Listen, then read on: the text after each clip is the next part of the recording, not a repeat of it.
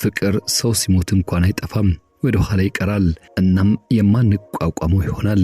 ይህ ልብን ሰርስሮ የሚገባው መልእክት ልክ ከዛሬ 4 ወራት በፊት ዜና ረፍቱን የሰማነው የሳቃችን ምንጭ በጥበብ መድረክ የገነነውና የነገሰው የሁለገቡ የጥበብ ሰው የነጻነት ወርቅነህ ሕያዊ ቃል ሆኖ ዛሬም ይታወሳል። ነጻነት ወርቅነህ በሞት ከታጣ ዛሬ ላይ 4 ወራት ቢቆጠሩም በስራዎቹ ግን መለስ ያለን ወደ ኋላ ስለርሱ ማሰብ መተከዛችን አይቀሬ ነው። ታዲያ ከሱ ጋር በተገናኘ በቅርቡ የ80 ቀን መታሰቢያ ተከትሎ የሐውልት ምረቃው ምክንያት ማድረግ ከሀገረ አሜሪካ ወደ ኢትዮጵያ የመጣችው የትዳር አጋሩ ንጹህ ዘር ስለርሱ ያልሰማነውን ያላወቅናቸውን እንዲሁም ደግሞ በብዙዎቻችን ውስጥ ጥያቄ ጭሮ ያለፉ ጉዳዮችን በተመለከተ በኢቢኤስ ቴሌቪዥን በተላለፈው የቅዳሜ ከሰዓት የሻይ ሰዓት መሰናዶ ላይ ቀርባ ያነሳቸውን በጥቂቱ እፍታውን ልንነግራችሁ ነው። እስከ ፍጻሜው ከኛ ጋር ሁኑ።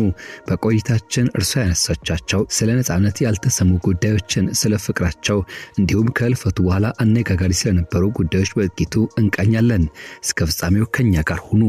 ይህ ኢትዮ ግሎባል 360 ኒውስ ነው። ለቻናላችን አዲስ ከሆናችሁ ሰብስክራይብ፣ ቪዲዮን ከወደዳችሁት ላይክ፣ ሼር ማድረግ ሌሎች እንድታካፍሉ እንድታጋሩ በአክብሮት እንጋብዛለን። ወደ ዝርዝሩ እንገባለን።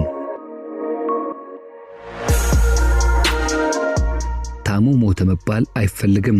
እርሱ የሚፈልገው እየሰራ ሞተ መባልን ነው። ትንሿ ልጃችን እሱ ከኛ ይልቅ ስራውን ነው የሚወደው ትለን ነበር። ይህ የቤተሰቡ ንግግር ልብን የሚሰብር አንዳች ስሜትን የሚፈጥርና ውስጥ ድረስ ሰርስሮ የሚገባ ነው። የተወዳጁ አርቲስት ነጻነት ወርቅነህ ባለቤት ንጹህ ዘር ደሳለኝ በኢቢኤስ ባደረገችው ቆይታ ስለ ነጻነት ወርቅነህ የተናገረችው ነገር የብዙዎችን ልብ ያንኳኳ ነው። ከነጻነት ጋር ብዙ እቅዶችና ህልሞች፣ ውጥኖች እንደነበሯቸው ገልጻ ነበር። ነገር ግን በመሃል ህመሙ በርትቶ ሁሉም ነገር እንደተቀየረም ገልጻለች። እሷ እንደምትለው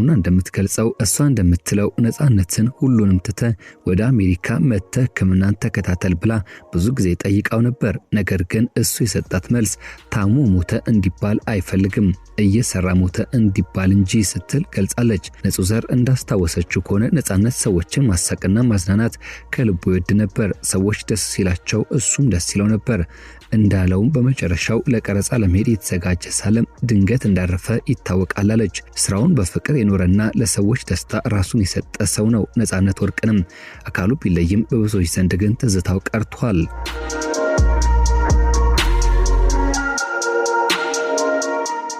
የነጻነት የትዳር አጋር ንጹህ ዘር ወደ ሀገር ቤት መለስ ያደረጋት ጉዳይ የእርሱ የሐውልት ምርቃትና የ80ኛ ቀን መታሰቢያ ሲሆን በዚሁ አጋጣሚ በኢቢኤስ ቴሌቪዥን ቀርባ ስለ ፍቅራቸው ጅማሮና ጉዞም በጥቂቱ ማጋራቱ አልቀረም። የነሱ የፍቅር ጉዞ የተጀመረው በኪነ ጥበብ መድረክ ወይም ደግሞ በታዋቂነት ማማ ላይ ሳይሆን በሰፈር ውስጥ በድንገተኛ ሐዘን አጋጣሚ እንደነበር ገልጻለች።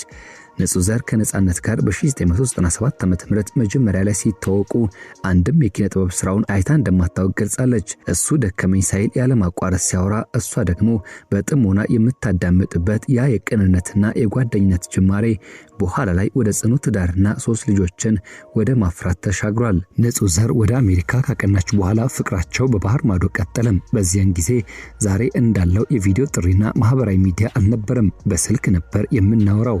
እኔም ኢንተርኔት ቤት እየሄድኩኝ እደውልለት ነበር ትላለች። በኢትዮጵያ ሆኖ ስራዎቹን እየሰራ ንጹህ ደግሞ በአሜሪካ ሆና ተጠብቀው ነበር። በዚህ መሃል ነጻነት በስራዎቹ ገነነም። ንጹህ ግን አርቲስትነቱን ብታውቅም ስራዎቹን አላየቻቸውም ነበር። ለመጀመሪያ ጊዜ ፍሬሽማን የተሰኘውን ተውኔቱን ስታይ የፈጠረባት ድንጋጤ የሚረሳ እንዳይደል አንስታለች። ተውኔቱ ላይ ጮክ ብሎ ሲያወራ ሳየው ለካሜራው መሆኑ ጠፍቶኝ በጣም ደንግጬ ነበር። እቤት ሲመጣ ድምጹ ይዘጋል ወይ ውሃ ይጠጣል ወይ በሚል ጭንቀት ውስጥ ነበርኩኝ ስትል የባለቤቷን ስራና ትክክለኛ ማንነት ለመለየት የፈጅባትን ጊዜ ወደ ኋላ መለስ ብላ ታስታውሳለች። በኋላ ላይ ግን ነጻነት ባክስቴጅ ወይም ደግሞ ከመጋረጃ ጀርባ ወስዶ ስራውና ህይወቱ የተለያየ መሆኑን በማሳየት አሳመናት። ስለ ባለቤቷ ስታወራ የነበራት ስሜትና የተናገረቻቸው ቃላት በትክክል የትኛውንም ሰው ልብ የሚነኩ ናቸው። አንቺ የትኛው የሙያ አድናቂ ነሽ ተብላ በጋዜጠኞች የተጠየቀችው ንጹህ ዘር ስትመልስ በእውነት ልዩና ጥልቅ ፍቅርን የሚገልጽ ነበር። እኔ አድናቂው አይደለሁም፣ እኔ የህይወት አጋሩ፣ አማካሪው፣ ጓደኛውና እውነተኛ አፍቃሪው እንጂ ስትል በትዳር ውስጥ የነበራቸውን መተሳሰብ፣ መደጋገፍና አብሮነት ገልጻለች። ነጻነት በስራው የህዝብ ቢሆንም በቤቱ ውስጥ ግን ፍጹም ቅን፣ ሁሉን ነገር የሚያቀል አፍቃሪ ባልና ለልጆቹ እጅግ ልዩ አባት ነበር ስትል ትገልጻለች። ከአሜሪካ ወደ ሀገር ቤት በሚመጣበት ጊዜ ልጆቹ እሷን ዞር ብለው እንኳን እስካያዩ ድረስ ከእርሱ ጋር ተደራርበው ይጫወቱ እንደነበር ያ የደስታ ጊዜ በትዝታ እንደሚቀመጥ ገልጻለች። በተለይም በትዳር ህይወታቸው ውስጥ የነበራቸው መደጋገፍ ስታስታውስ የመጨረሻ ልጃቸው ኤላምን ባረገዘችበት ወቅት እሱ ራሱ ምግብ እየሰራ ያበላት እንደነበርና ሳይነግራት የሰራውን ጣፋጭ ምግብ ትመገብ እንደነበር በፈገግታ አውግታለች። የቀለበት ስነስርዓታቸው እጅግ ፈጣንና ቀላል የነበረ ሲሆን እንደ አርቲስት ሜሮን ጌትነት፣ አርቲስት አዳነች ወልደ ገብርኤል ያሉ ታዋቂ አርቲስቶች በተገኙበት እንዳለፈም አንስታውሳ ገልጻለች። በአሁኑ ወቅትም በጣቷ ያደረገችው ቀለበት የነጻነት ስምና ዓመተ ምሕረቱ የተቀረጸበት እንዲሁም እርሱ በዮሳ ላይ አድርገው የነበረው ቀለበት የንጹህ ዘር ስም ተቀርጾ እንደነበር ማስታወስ ያንን የማይረሳ የቃል ኪዳን ጊዜ አውግታለች። ሰሞኑን በቆመው የሐውልት ምርቃት ዙሪያ ስለተነሱ የተለያዩ አስተያየቶች ታነሳ በካሜራ ሲታይ ይከብዳል ግን ይስተካከላል ስትል በወደ ሰፊነት ነገሩን ተናግራለች። በተለይም ስለ መጨረሻው የህይወት ቀናትና እንዲሁም ስለ ህመሙ ያነሳችው ነጥብ የነጻነትን ለሙያውና ለህዝብ የነበረውን ፍቅር ፍንትው አድርጎ የሚያሳይ ነው። ንጹህ ዘር በህመሙ ወቅት ረፍት አድርጎ ህክምናውን እንዲከታተል ትመክራው እንደነበር የሱ ምላሽ ግን እኔ ታሞ ሞተ መባልን አልፈልግም እየሰራ ሞተ መባልን ነው የምፈልገው የሚል ምላሽን ይሰጣት እንደነበርም ገልጻለች።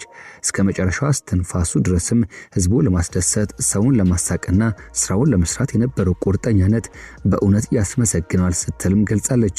ንጹህ ዘር በሐዘኑ ወቅትም ከጎኗ ለቆሙት በጎፈንድሚ ድጋፍ ማሰባሰቢያም የበኩላቸውን ላደረጉ እንዲሁም በድምጽ መልእክት ጭምር ለአጽናኗትና በመላው ዓለም ለሚገኙ ኢትዮጵያና ኤርትራውያን እንደዚሁም ለኢቢኤስ ቤተሰቦች ለቅርብ ጓደኞችና ለኮሚቴው በሙሉ ልባዊ ምስጋናን አቀርባለች። አሁን ላይ ትንሿ ልጃቸው ኤላምን የአባቷን ፈለግ በመከተል በሙዚቃና በቲያትር ላይ ልዩ ተሰጥኦ ያሳየች መሆኑ ደግሞ ለነገ ትልቅ ተስፋና መጽናናትን የሚሰጥ ሆኖ እንደተገኘ ገልጻለች። ዛሬ ላይ ንጹህ ዘር ደሳለኝ ጥቁር በትለብስም ልቧ ግን በነጻነት ትዝታና በህዝብ ፍቅር ብሩህ ሆኖ መታየቱ አልቀረም።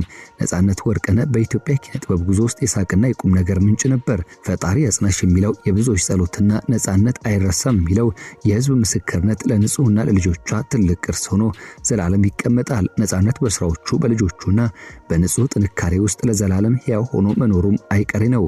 እንዲህ ስትል ታጠቃላለች። እኔ አድናቂው አይደለሁኝም እኔ ጓደኛውና የህይወት አጋሩ ነኝ ስትል የበስተመጨረሻ መልእክቷን አጋርታለች። እኛም ለነጻነት ወርቅነህ ሰላማዊ ረፍትን ለቤተሰብ ወዳጅ ዘመዶቹ እንዲሁም ለትዳር አጋሩና ለልጆቹ መጽናናትን እየተመኘን የዛሬን በዚህ ቋጨን። ይህ ኢትዮ ግሎባል 360 ኒውስ ነው።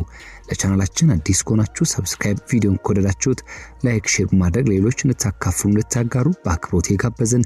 የዛሬን በዚህ ቋጨን። በያላችሁበት ደግሞ ጥሩ መልካም ጊዜ ተመኘን።